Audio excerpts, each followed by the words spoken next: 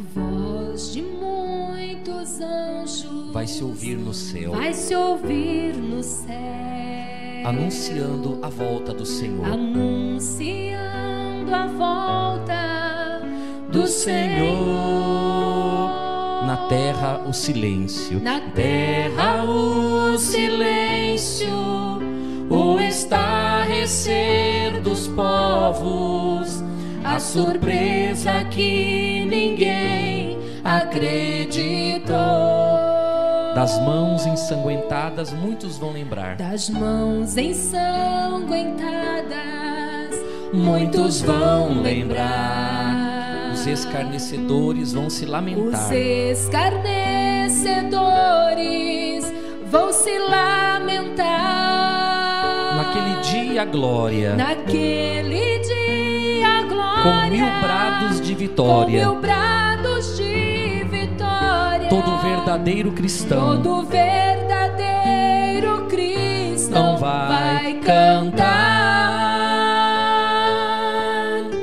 Hosana, aleluia. Toda glória seja dada ao Senhor, toda glória seja dada ao Senhor. Hosana, Hosana, aleluia. É o brado de vitória, é o brado de vitória da igreja do Senhor, da igreja do Senhor. Cante Hosana, Hosana, aleluia, aleluia. Toda glória seja dada ao Senhor, toda glória seja dada ao Senhor. Hosana, aleluia, aleluia. É o brado de vitória, é o brado de vitória da igreja do Senhor. Podem sentar. Abra sua Bíblia, Apocalipse capítulo 7. Vamos continuar aqui o nosso estudo. Como nós havíamos prometido, a gente vai falar hoje sobre um tema que é muito polêmico, a questão dos 144 mil selados de Israel. Vocês acharam? Deixa eu falar uma coisa para você. Esse tema dos 144 mil, por que ele é polêmico? Tem uma religião no Brasil e no mundo que durante muitos anos bateu muito em cima dessa história dos 144 mil. E durante muitos anos, eles defenderam com unhas e dentes a ideia de que só os 144 mil seriam salvos. O que eles não esperavam é que a igreja deles, a religião deles, ultrapassasse os 144 mil membros. E aí ficou uma situação complicada. Como que eles iriam explicar para a igreja, para o povo, que tinha, vamos dizer, 1 milhão de adeptos, explicar para eles que só 144 mil seriam salvos? E aí eles mudaram esse discurso. Mudaram da seguinte forma: 144 mil vão ser aqueles que vão morar no céu, e os demais vão morar aqui na terra, né? No reinado milenar de Cristo, no reinado estabelecido na terra. Então 144 mil especiais vão morar no céu, os outros vão morar na terra, para poder contornar aquela situação que ficou muito estranha. 144 mil seriam salvos e os demais. Então eles mudaram um pouquinho esse discurso. Mas a gente vai ver o que a Bíblia fala sobre esses 144 mil. Mas antes de falar sobre isso, eu queria mostrar uma outra coisa para você, que eu preciso falar nesse momento. Quando a gente está estudando o livro do Apocalipse, a gente precisa dar atenção a um detalhe. Você já ouviu falar em frente de batalha? Fileiras de batalha? Eu vou explicar para você como é que é.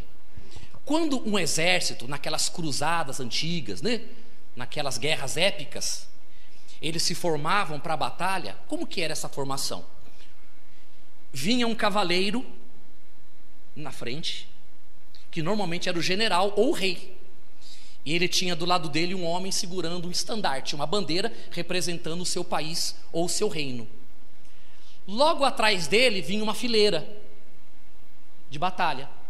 Essa fileira, normalmente, eram aqueles carros que lançavam aquelas pedras fumegantes. Atrás vinha uma outra fileira, que eram os escudeiros com espada na mão. E por trás vinha um outro grupo, que eram os flecheiros. Então, tinha o cavaleiro, que era o principal, que dava ordem, que tocava a trombeta, dando ordem de batalha, e atrás vinham as fileiras. O livro do Apocalipse, ele fala sobre uma batalha muito importante, a batalha do Armagedon.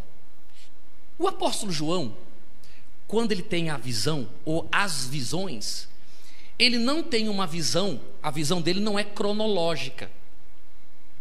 Então, a primeira visão que João tem é a visão do cavaleiro, dos cavaleiros do Apocalipse, saindo pela terra e se posicionando para a batalha. São os selos que foram abertos. Logo em seguida, ele vai ter uma outra visão, que é a visão da chegada do anjo com a trombeta, que nós vamos falar sobre as 7 trombetas. Depois das 7 trombetas, nós vamos ler sobre os flagelos. E depois nós vamos ler sobre as vozes. Tudo isso é a formação para a batalha. Por que é importante eu falar isso para você nesse momento? Porque como nós terminamos o selo, e daqui a pouquinho nós vamos falar sobre as trombetas, você vai perceber que acontecimentos dos selos dá a impressão que vão se repetir nas trombetas e vão se repetir nos flagelos. Não, você tem que ter a seguinte visão: é uma batalha, eles estão todos juntos e essa batalha vem acontecendo ao mesmo tempo. Ele está, na verdade, na primeira visão do Apocalipse, ele está mostrando a formação para a batalha. E essa batalha vai acontecer num determinado momento. Porque se você não tiver essa visão, vai te dar uma confusão na cabeça. Por exemplo, nós lemos aqui no selo que o sol se apagou. E você vai ler depois nas trombetas o sol se apagando de novo. Apagou ou não apagou? Na verdade, vai apagar uma vez só. Aqui ele está tendo uma visão do que vai acontecer com esse grupo. Mas vai acontecer de fato quando tudo estiver pronto e a batalha começar. Então, ele tem a visão do cavaleiro, sabendo o que o cavaleiro vai fazer. Depois ele tem a visão do outro grupo. Mas na verdade, ele está tendo a visão. O acontecimento ainda não está sendo efetuado. Vai acontecer em um determinado momento. Quando as trombetas começarem a tocar, é que na verdade a batalha começa a acontecer. E aí você vai ter a impressão que está se repetindo alguns fatos. E não é, é que agora está de fato ele vendo a batalha acontecendo, a batalha final. Que vai falar da besta, do número da besta, do anticristo, da besta que emerge do mar, da mulher que está vestida de sol. É importante você ter essa visão, que é uma formação de guerra, é uma formação de batalha. Amém? Então vamos ler agora aqui Apocalipse capítulo 7. Os 144 mil selados de Israel. Depois disto, vi 4 anjos em pé nos 4 cantos da terra, conservando seguros os 4 ventos da terra, para que nenhum vento soprasse sobre a terra, nem sobre o mar, nem sobre árvore alguma. Vi outro anjo que subia do nascente do sol, tendo o quê? O que é o selo de Deus? Eu não sei se você já deve ter visto na televisão. Os reis tinham um selo, que tinha o brasão. Normalmente pingavam cera, depois vinham com aquele selo em cima. Então ele tinha na mão um selo, um marcador, algo que marca, algo que registra, algo que dá propriedade. É o selo. Aí ele diz mais assim, ó: e clamou em grande voz aos 4 anjos, aqueles os quais fora dado o quê? Fazer dano à terra e ao mar, dizendo: Não danifiqueis nem a terra, nem o mar, nem as árvores, até fazermos o quê? Selarmos a fronte, ou na fronte, quem? Os servos de Deus. Então, ouvi o número dos que foram selados, que era 144 mil, de todas as tribos dos filhos de Israel. Da tribo de Judá foram selados 12 mil. Da tribo de Ruben, 12 mil. Da tribo de Gade, 12 mil. Da tribo de Asser, 12 mil. Da tribo de Naphtali, 12 mil. Da tribo de Manassés, 12 mil. Da tribo de Simeão, 12 mil. Da tribo de Levi, 12 mil. Da tribo de Issacar, 12 mil. Da tribo de Zebulon, 12 mil. Da tribo de José, 12 mil. E da tribo de Benjamim foram selados 12 mil. Total, 144 mil. Amém? Vamos agora voltar um pouquinho para a gente poder estudar. Versículo 1. Depois disso vi 4 anjos em pé nos 4 cantos da terra, conservando o quê? Seguro os 4 ventos da terra, para que nenhum vento soprasse sobre a terra, nem sobre o mar, nem sobre árvore alguma. Então, vamos ler agora, eu queria que você lesse comigo, Zacarias capítulo 6. Então diz assim, olha: a 8ª visão, os 4 carros, aqui uma profecia. Outra vez, levantei os olhos e vi, e eis que 4 carros saíam dentre 2 montes, e estes montes eram de bronze, estavam reluzentes, né? No primeiro carro, os cavalos eram vermelhos. No segundo, preto. No terceiro, branco. E no quarto, baios ou amarelos. Todos eram fortes. Aqui está falando sobre o quê? Sobre aqueles 4 cavaleiros do Apocalipse que a gente leu na abertura do selo. Primeiro selo, segundo selo, terceiro selo, quarto selo. Que nós estudamos um por um, falando sobre a fome, sobre a morte, sobre tragédia, sobre peste, né? Cada um deles com uma missão na terra.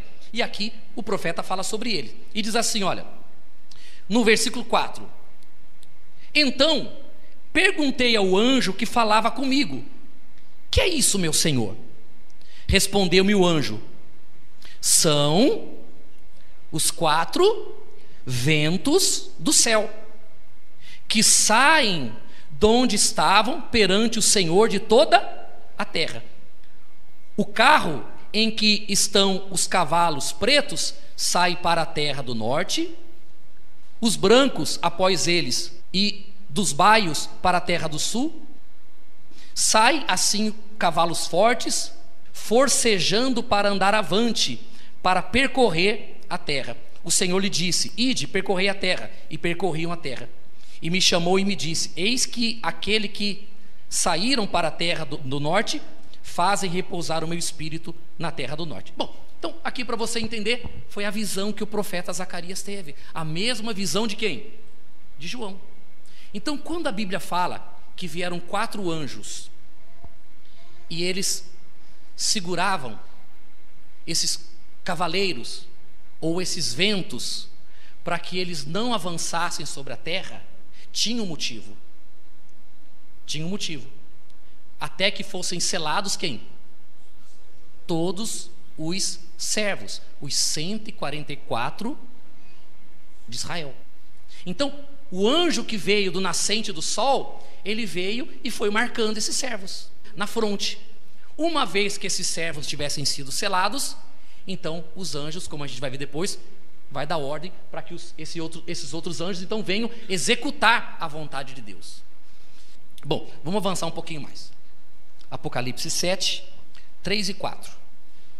Então ele disse assim: não danifiqueis nem a terra, nem o mar, nem as árvores, até selarmos na fronte os servos do nosso Deus. Então ouvi o número dos que foram selados, que era 144 mil, de todas as tribos dos filhos de Israel. Vamos ler agora lá no Velho Testamento, o profeta Ezequiel, que fala sobre isso. Ezequiel, capítulo 9, 9:4. Quem achou, diga amém. O título do capítulo 9 é O Castigo de Jerusalém. Diz assim, olha: e lhe disse: passa pelo meio da cidade, pelo meio de Jerusalém, e marca com um sinal a testa dos homens. Preste atenção agora, talvez o ponto mais importante da mensagem. Marca com um sinal aonde? Na testa dos homens que suspiram e gemem por causa de todas as abominações que se cometem no meio dela. Aos outros disse, ouvindo eu: passai pela cidade após ele, e, sem que os vossos olhos poupem, e sem que vos compadeçais, matai. Matai a velhos, moços, virgens, crianças, mulheres, até exterminá-los. Mas a todo homem que tiver o sinal, não vos chegueis. Começai pelo meu santuário. Então, nós temos 4 cavaleiros do Apocalipse com autoridade para causar todo tipo de tragédia nesse mundo. Eles estão lá. Tem 4 anjos retendo eles, para eles não avançarem, até que os servos sejam selados. Por que eles vão ser selados? Por que o anjo vai chegar neles, vai colocar uma marca neles, para que na hora que aquela tragédia vier, eles não sejam atingidos? Por quê? Porque eles suspiram e gemem por causa de todas as abominações que se cometem no meio dela. Quem vai ser selado? Quem tem a marca? É o povo da Igreja Graça e Verdade? Assembleia de Deus, Batista, Presbiteriana, Congregação Cristã do Brasil. Quem vai ser selado? Os servos de Deus que olham para esse mundo e se sentem mal diante das coisas que nesse mundo acontecem. Serão aquelas pessoas que hoje olham para esse mundo e dizem assim: eu sou obrigado a viver aqui nesse inferno. Eu sou obrigado a estar aqui nessa terra vendo pai estuprando filho, mãe abandonando filha. Eu sou obrigado a viver aqui nesse mundo aonde irmão mata irmão, filho bate na cara do pai e na mãe, filhos adultos se tornam verdadeiros vagabundos que não movem uma palha para ajudar sua família. Eu sou obrigado a viver aqui nesse mundo vendo homem com homem, mulher com mulher. Eu sou obrigado a viver aqui no meio desse esgoto fedorento, sujo. Sou obrigado a viver nessa vida aqui, de ver as pessoas se prostituindo, as pessoas sem respeito a nada, sem ter temor a Deus, fazendo piada com Deus. Eu sou obrigado a viver aqui nesse mundo em que tudo tem valor, tudo é importante, menos a vida com Deus. Eu sou obrigado a viver nesse mundo em que hoje a coisa se tornou tão ridícula que a filha vai sair de casa, a mãe fala assim: filha, não esquece de levar a camisinha, tá? E etc, e etc, e etc. Mas as pessoas que vivem hoje nesse mundo e dizem assim: olha, pastor, eu tenho ódio desse mundo. Olha só, a Globo passou uma reportagem falando que a pedofilia não é mais reconhecida como um crime. Para a sociedade, para a lei, para a justiça, agora a pedofilia não é mais crime. Então não se pode mais prender o pedófilo, porque agora é o quê? É uma doença e que não tem cura, só tem um tratamento. Chega uma pessoa, estupra um filho teu, estupra um neto teu, mata, e ele não pode mais ser preso. Sabe por quê? Porque ele é doente. Você pode ter certeza que eu vou dizer para você: quem está por trás dessas leis é o diabo usando pedófilos. que sabendo que a coisa cedo ou tarde estoura para o lado deles, eles já criam leis para se proteger. Mas aqueles que são de Deus, aqueles que são servos de Deus, olham para esse mundo e têm nojo desse mundo, porque não concordam com a patifaria, com a sujeira, com a corrupção, com a bandidagem que é nesse mundo. Todo mundo querendo passar perna no outro, todo mundo querendo levar vantagem uns sobre os outros. Ninguém respeita ninguém, ninguém teme ninguém. O mundo está se tornando tão podre que hoje a gente tem que quase implorar para as pessoas virem na igreja. Tem ou não tem? Algo que deveria ser natural. As pessoas deveriam ter temor a Deus e saber que todos nós, como criaturas de Deus, precisamos nos voltar para o nosso Criador. Precisamos ter vida com Deus. Não, mas convida para ir numa balada, convida para ir no churrasco, churrasco na laje, convida para ir no churrasco, convida para ir no futebol, convida para dar um passeio. É assim, não é? Mas convida para ir na igreja, convida para fazer alguma coisa para Deus, convida para se voltar para Deus, o que acontece? Não tem tempo, mora longe, está cansado, trabalhou tarde, está sujo. Aí vem as desculpas que você já sabe, aquele monte de desculpa. Cada um tem sua desculpa. O problema é que o coração das pessoas estão cada vez mais distantes de Deus. E quanto mais distante o coração do povo fica de Deus, mais eles vão se adaptando a essa modernidade, a esse mundo que nós estamos vendo hoje. Tudo vai se tornando muito normal, familiar, faz parte. É ou não é? Sim ou não? Faz parte. Ela se integra naquilo. Mas a Bíblia diz que o selo está passando. E Deus só está fazendo o quê? Selando. Esse é meu. Esse aqui suspira e geme por causa das abominações que é feito no mundo. Quando selar o último, que geme e chora por causa da podridão, então os anjos que estão segurando vão fazer o quê? Ele vai ouvir uma trombeta soando. Quando aquela trombeta soar, ele sai e fala assim: agora vai. E aí, filho, aí se prepara, porque a dor que esse mundo vai enfrentar vai ser grande. Amém? Compreenderam? Então você já entendeu, você já compreendeu que os 144 mil são servos de Deus e por isso não tem pacto com esse mundo sujo. Feliz é aquele que serve a Deus e que recebeu a marca por carregar no seu coração integridade, ética, moral, temor e respeito. Esse é o selado de Deus. Amém? Vamos voltar lá no Apocalipse.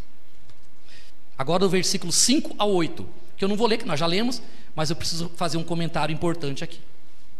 Apocalipse 7, 5. O número 12 na Bíblia, como outros números, eles têm muitos significados. Por exemplo, o que o número 40 simboliza na Bíblia? Significa deserto, provação, prova, tentação e momentos de aflição.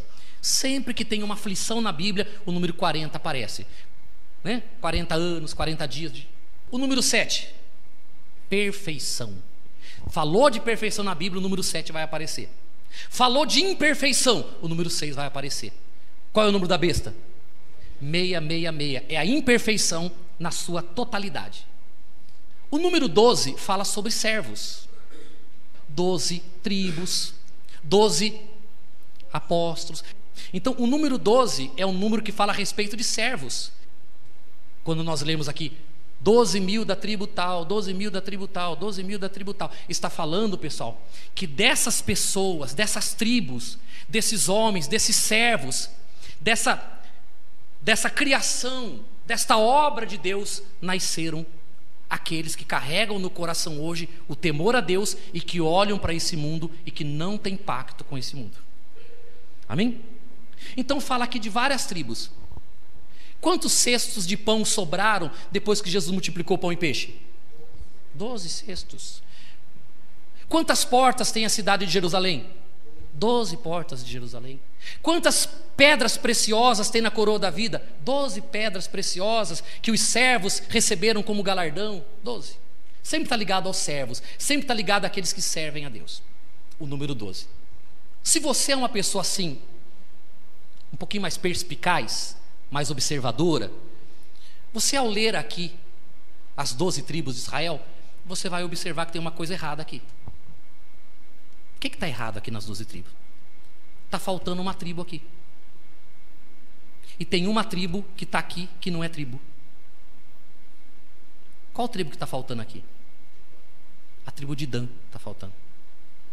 E tem uma tribo aqui que não era tribo, que tornou-se tribo, que é a tribo de Manassés. Vamos entender, talvez você não saiba, mas as 12 tribos de Israel são os filhos de Jacó, que depois mudou para Israel.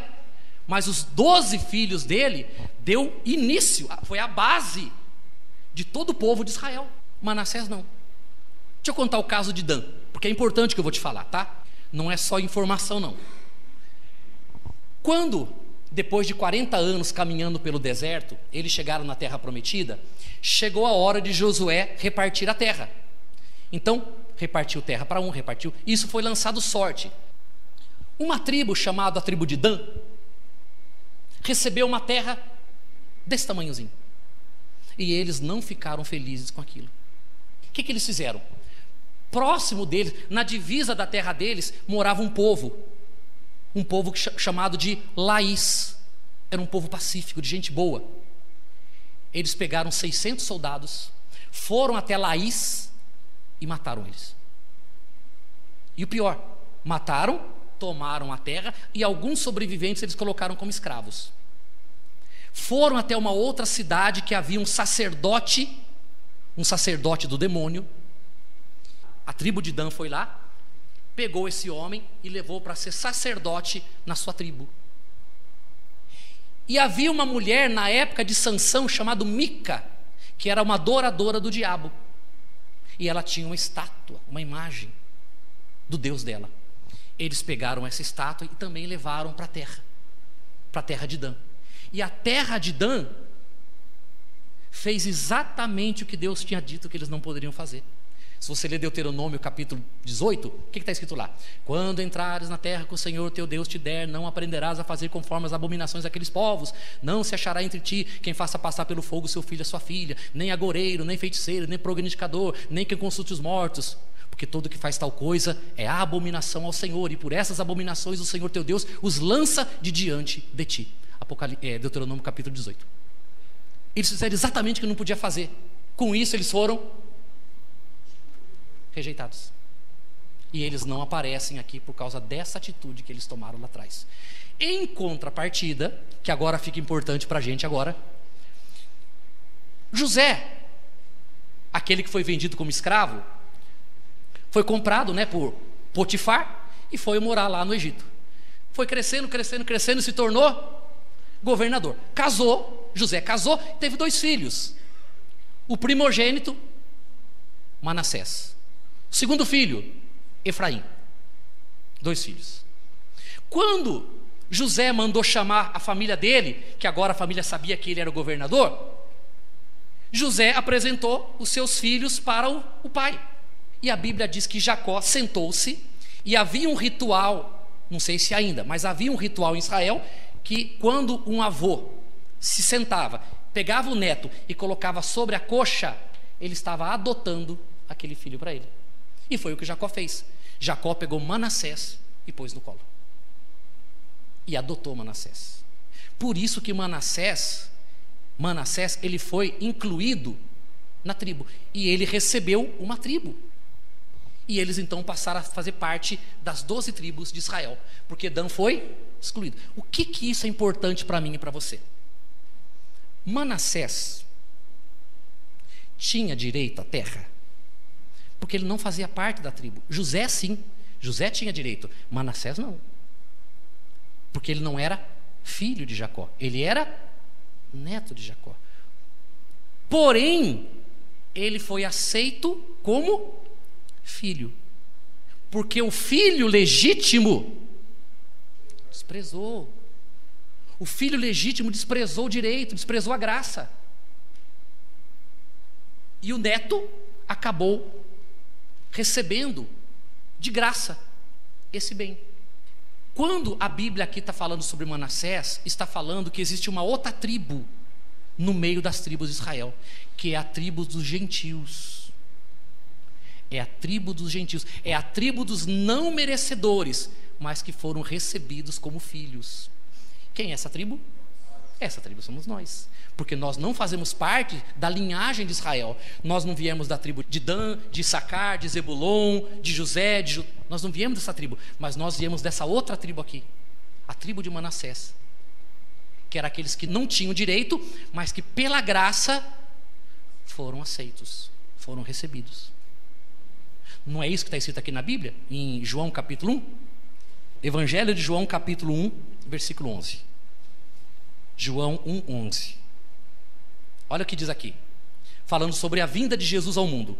Veio para o que era, e os seus não receberam. Mas a todos quantos o receberam, deu-lhes o poder de serem feitos filhos de Deus, a saber, os que creem no seu nome. Os que não nasceram de quê?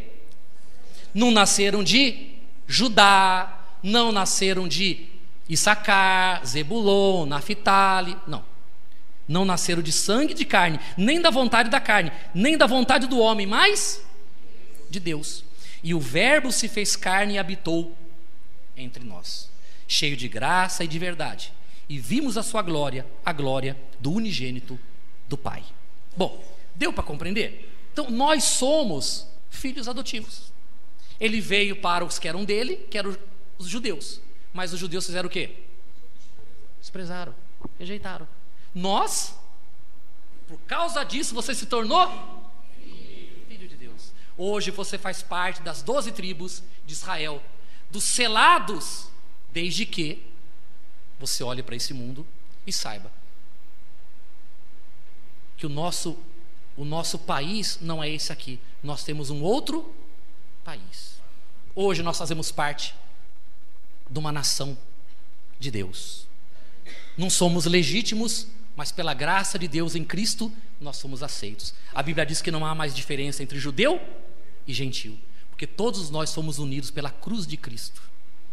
Hoje, quando você recebe Jesus, você faz parte dessas 12 tribos. Só precisa de uma coisa agora, pessoal: você cuidar da tua caminhada com Deus, olhando para esse mundo e sabendo que esse mundo não te pertence mais. Nós temos que viver nele, precisamos, porque nós somos a luz do mundo, somos o sal da terra. Nós é que estamos levando o sabor para esse mundo, porque se não formos nós, esse mundo não tem mais salvação, porque nós é que estamos levando o evangelho para essa gente. Mas saiba de uma coisa, pessoal: nós temos que conviver com eles, viver com eles, com a nossa família, mas saiba de uma coisa: não podemos ser igual a eles. Não podemos imitá-los nas suas práticas, nas suas obras. Vivemos com idólatras, mas não praticamos a idolatria. Vivemos com feiticeiros, mas não praticamos a feitiçaria. Vivemos com homossexuais, mas não praticamos o homossexualismo. Vivemos com mentirosos, mas não praticamos a mentira. Vivemos com gente desonesta, mas somos honestos. Esse recebe o selo, porque você faz parte do povo de Deus. Amém? Quem entendeu? Fica de pé então, por favor. Ao findar o labor desta vida, quando a morte ao teu lado chegar, que destino há de ter sua alma? Qual será no futuro o seu lar? Qual será no futuro seu lar? Meu amigo, meu amigo, hoje tu tens a escolha. Hoje tu tens a escolha. Vida ou morte, qual vais aceitar? Vida ou morte, qual vais aceitar? Amanhã pode ser muito tarde. Amanhã pode ser muito tarde. Hoje Cristo